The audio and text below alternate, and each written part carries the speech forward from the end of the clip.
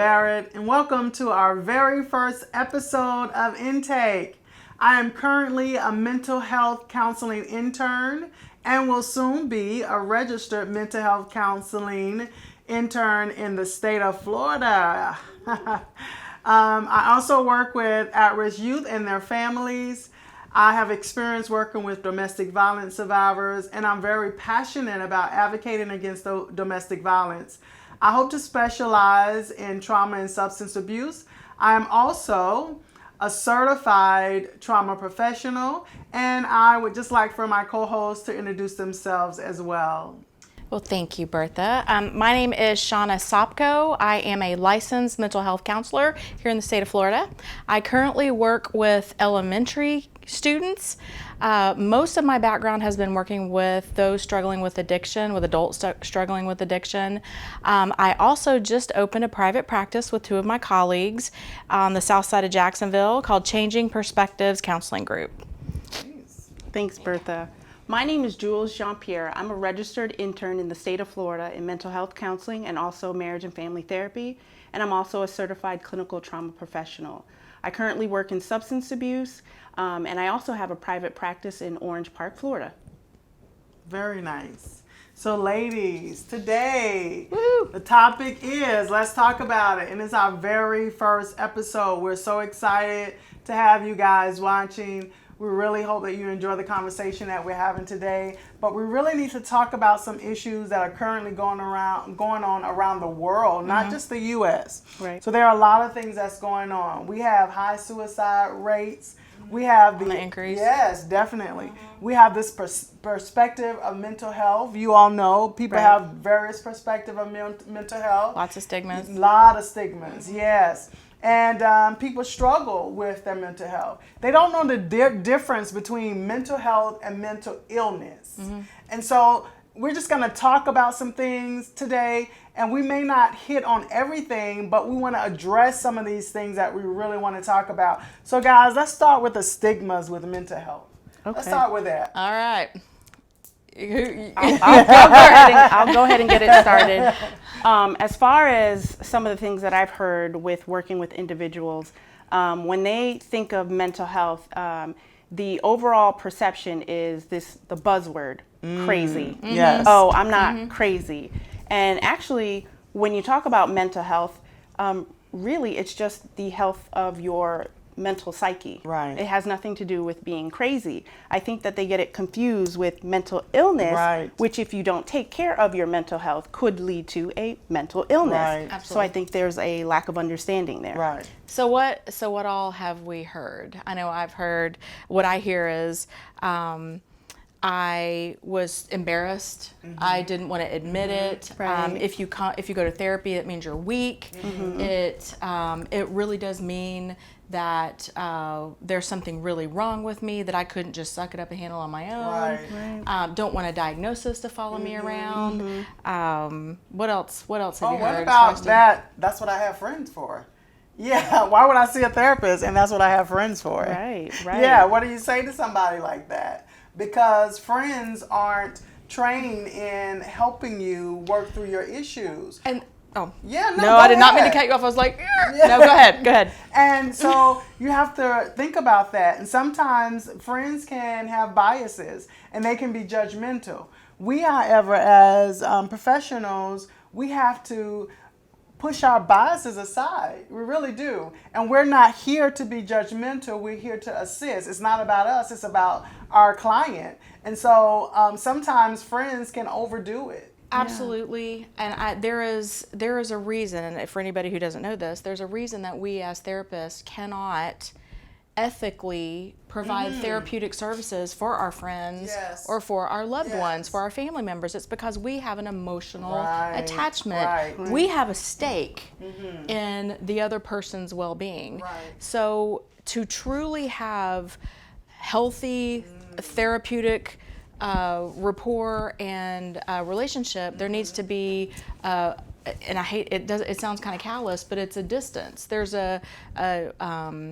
It's a different type of relationship. It's a boundary. It's Right. a boundary, Yeah. absolutely. And I mean, Absolutely. that sounds just about right as for all the reasons why individuals wouldn't go to see a therapist because of those stigmas, but also the stigma of even having a mental illness, how we talked about being crazy, or another catchphrase is, I'm not bipolar.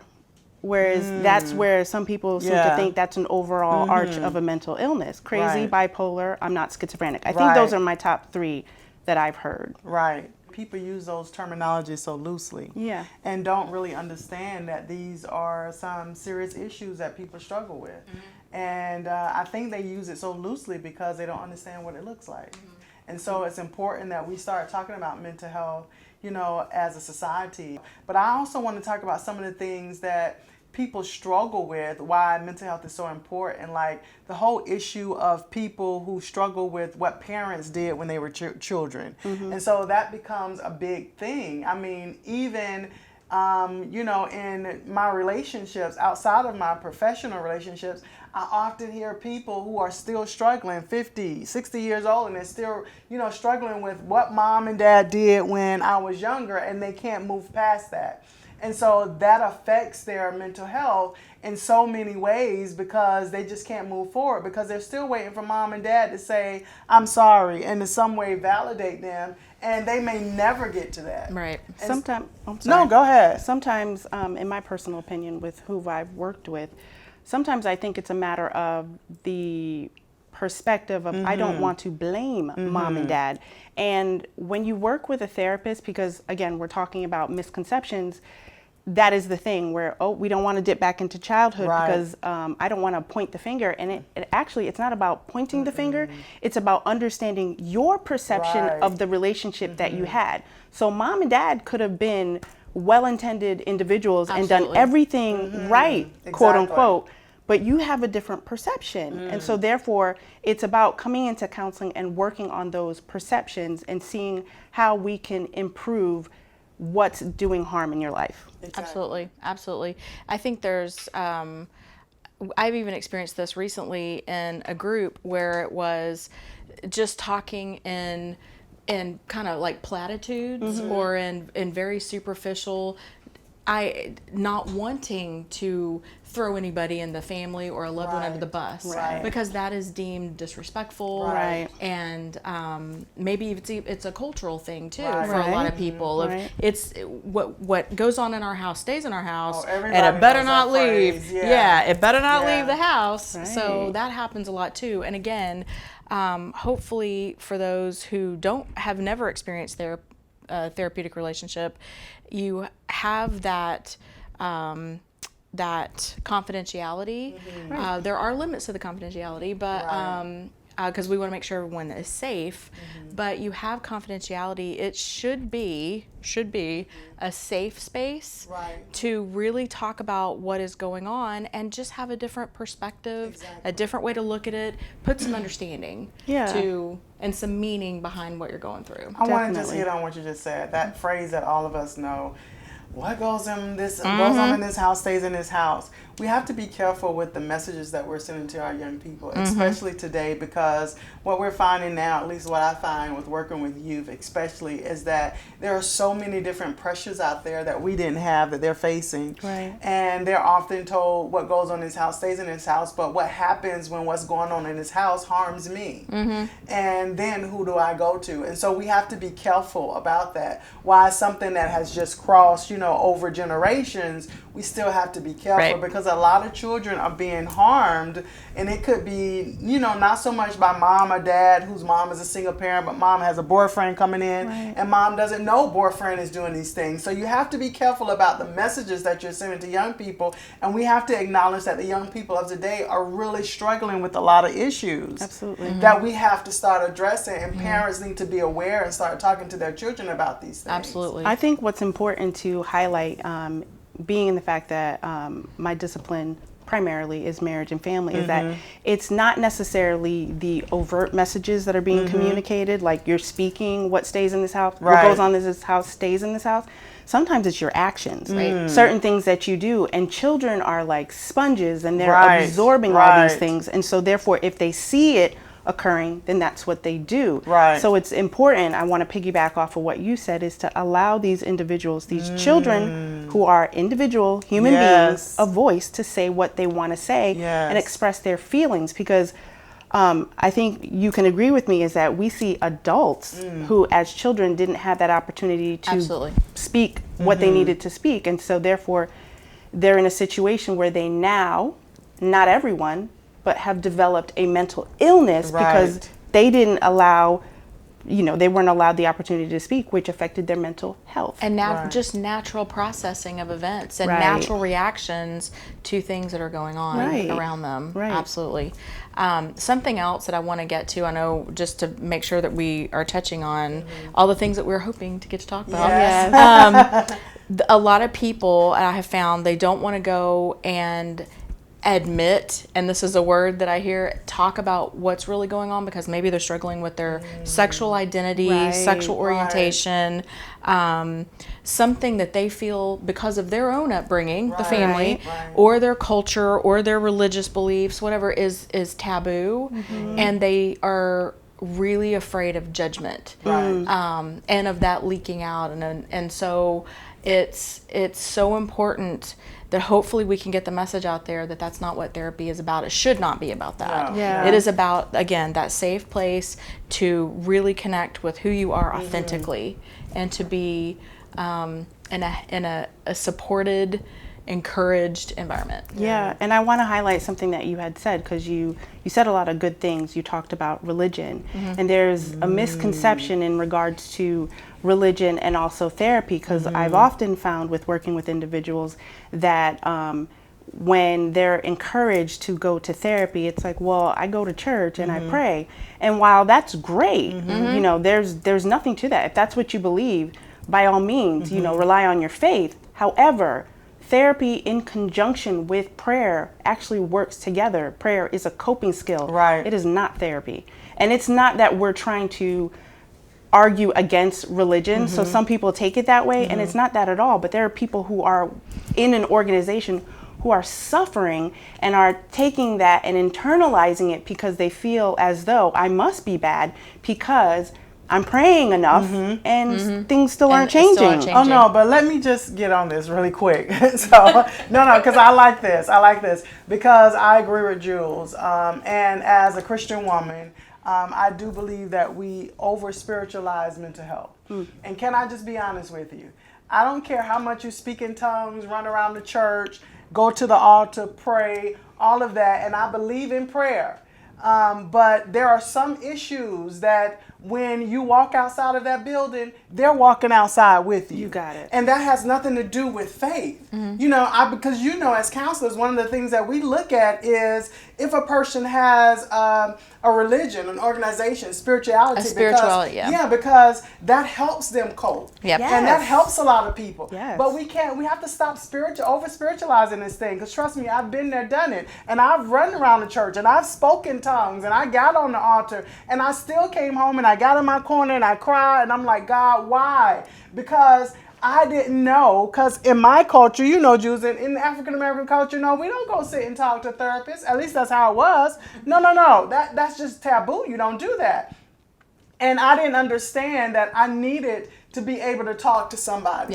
Somebody who wouldn't get on the pulpit, and I'm not trying to offend anybody, but it's real. Somebody who wouldn't get on the pulpit and have a message about what I just went in their office and talked to them about.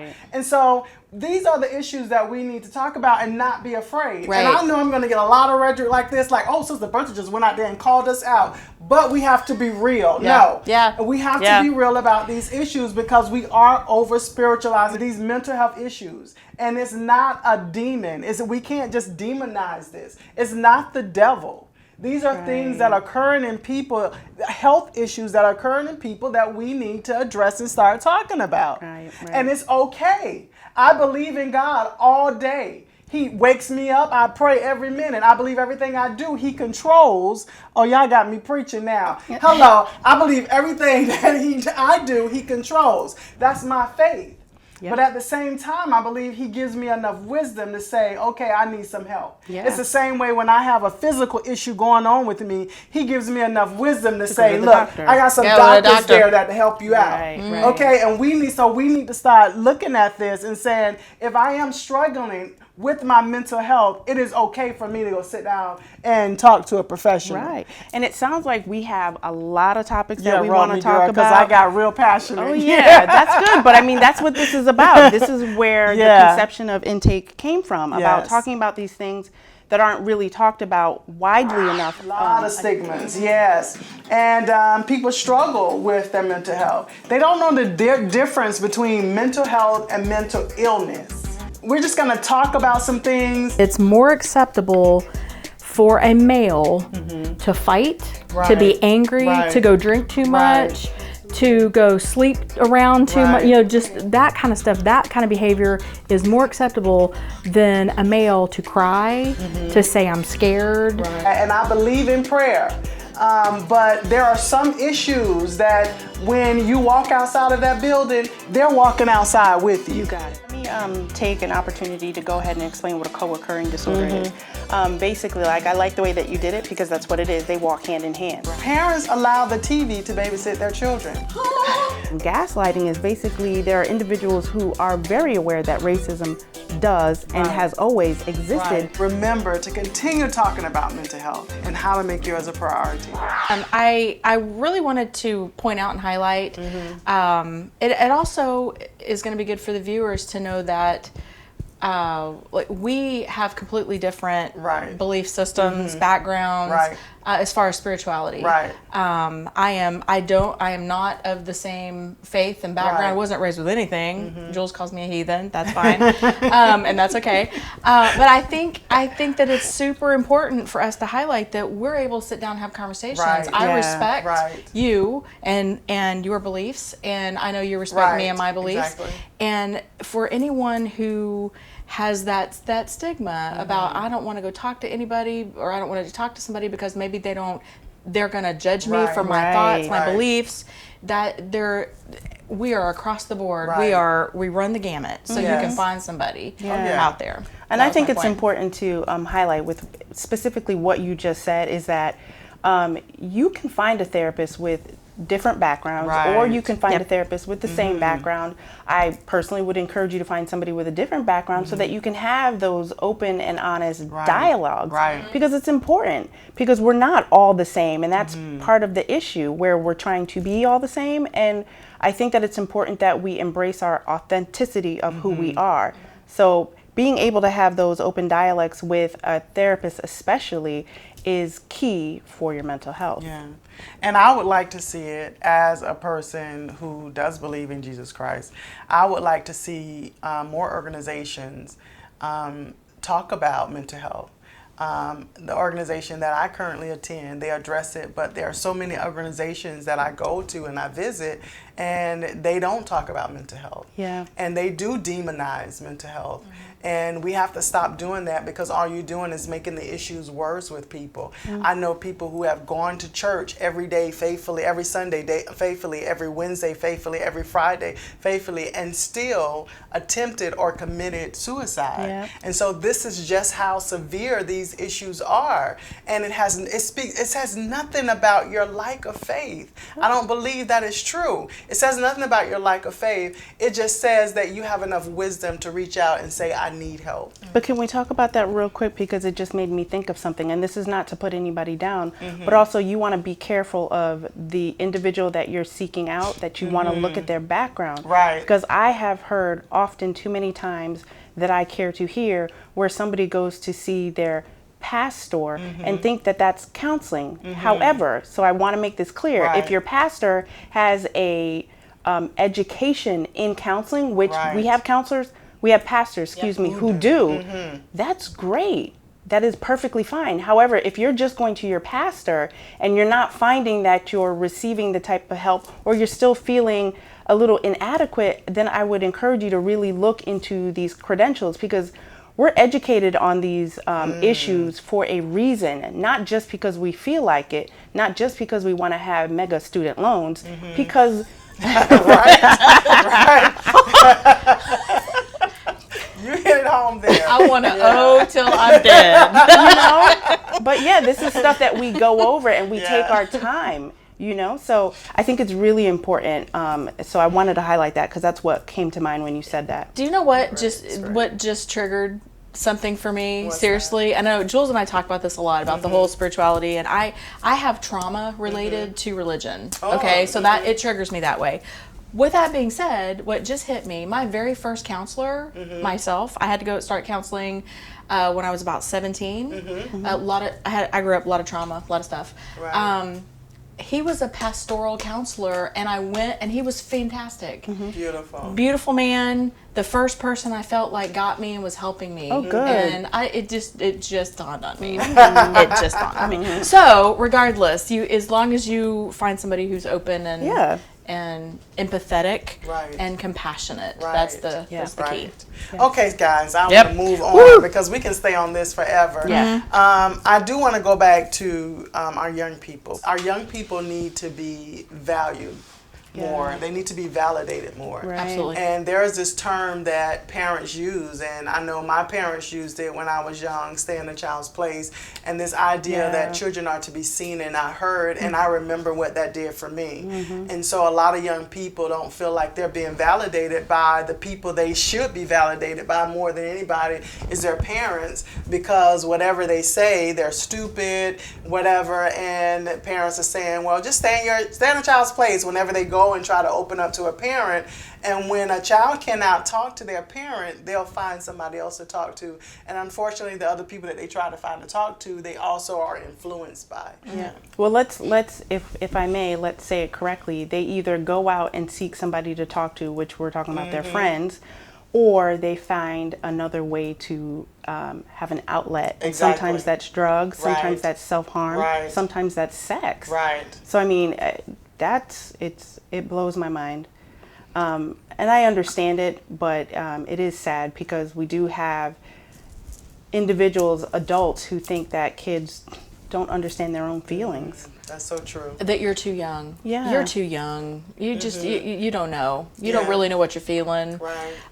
Something that I have, and this goes way back to when we first started talking about this, emulating, using parents as role models. A lot of times it's not what's said. I mean, I grew up also with the speak when spoken to. The adults are always right. And oh hell no, they're not. Okay, but if that's the message, that you always show respect, you always acquiesce to the adult in the room, then that sets a child up for potential abuse, for mistreatment of some sort, because it's, well, this is an adult and this person, I have to show respect and they always know what's right.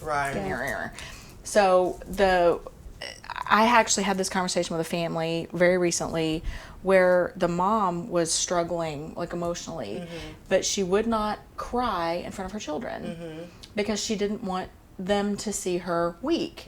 And I said, they need to see that. They need to see you struggling because they need to know that that is a normal human reaction, and they need to see you processing deal with it and process and that it's okay. And that was a foreign concept, and so I think a lot of people do that. They think that I got to go fight. I'm going to go have my conflicts with my spouse or my significant other in the bedroom so the kids don't hear it. That's not. Because arguing actually is healthy. Arguing is how individuals relate and start to understand each other, what I like, what I don't like. Arguing becomes a problem when you're degrading, when you're being physical, when it comes to that. But people can argue in relationships, just be respectful while you're arguing. But getting it back to how we process that with children, is actually having a follow-up conversation with them. Absolutely. Of this is what's going on, and I mean using terminology that's that age appropriate, they can process. And if you struggle with that, there's their therapists that can help. There's all kinds, and there's all kinds of information out there about developmental levels of children, and it's so important to know that these little tiny humans, they're humans that are processing these emotions that need love and compassion and validation and a conversation. But not only that, because you said developing. And that's what parents need to understand. Good They're word. still developing. Right. They're not small adults. No. And a lot of parents try to teach their children like these little adults. Yep. And they don't realize that light bulb, I used to tell my daughters all the time before I even got into mental health, because I love psychology, and I would always say to them, you know, you're not going to get it. That light bulb is not going to come on until you're 25.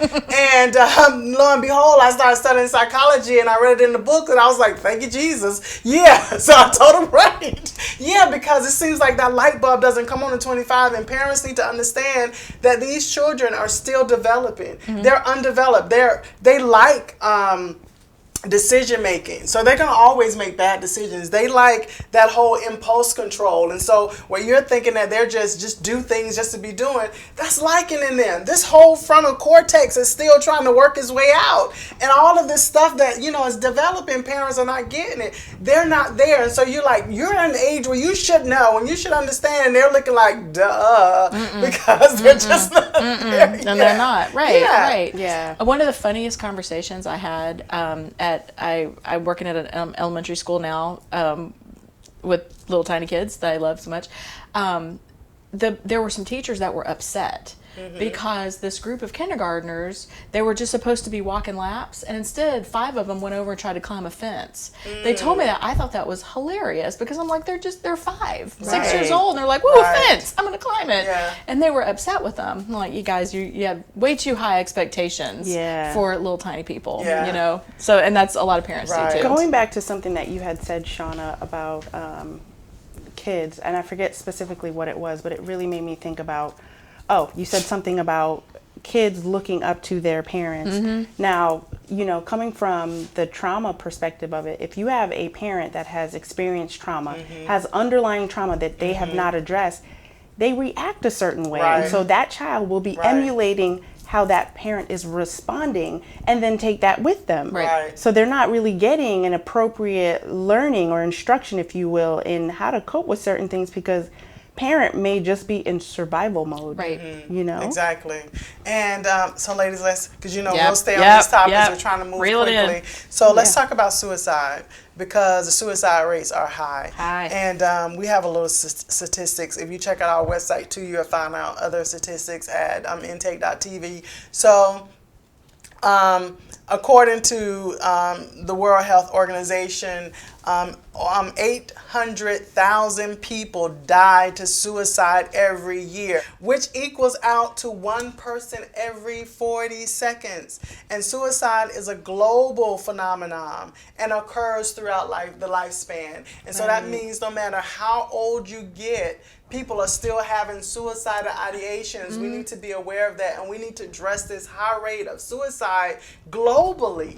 I'm like, you know, something is going on that tells us that we have an issue, a mental issue that is going on if we're having these numbers globally. Well, something is going on, because not only are we having these numbers globally, but we're having these numbers with our children. Yes. And it continues to go up, and that is of concern. Right. Especially in marginalized communities. Right. Children of color, especially male. Yes. Right. Children of color, sexual orientation, like a sexual minority, questioning LGBTQ, really high rates every day. It's just disheartening. Every day there's some new Facebook post or a news report of another 14, 15, 12, 11, 12-year-old committing suicide. Right. Yeah, Yes. committing suicide. Right. I was looking up on the Samaritan's website. In UK and Ireland for 2017, there were 6,213 suicides in the UK. Wow. And Republic of Ireland, with 5,821 in the UK and 392 in Ireland. So this is an issue. This is an Okay, issue. this is an issue. And across the board, it is 3 times more likely with men than it is with women. We talk about that. Yeah, Men. and hopefully we'll have a more detailed conversation going forward. Yeah. Why this is occurring, because of this idea of what men are supposed to look like.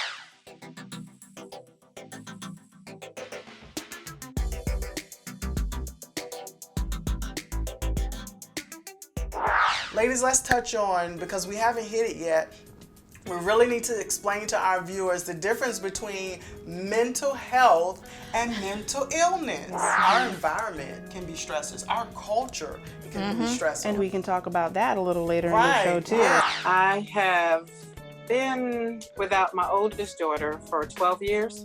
She's the one that committed suicide. For me, it's just one of those things. So life has just been centered mostly the last 12 years around healing and what to do and living my new normal. And there were so many responses that were extremely similar that I just kind of categorized them. Over and over and over, stigma came up. The stigma of actually reaching out for help. If you're looking for more information about a topic that was discussed on one of our shows, please visit intake.tv and check out our resource page.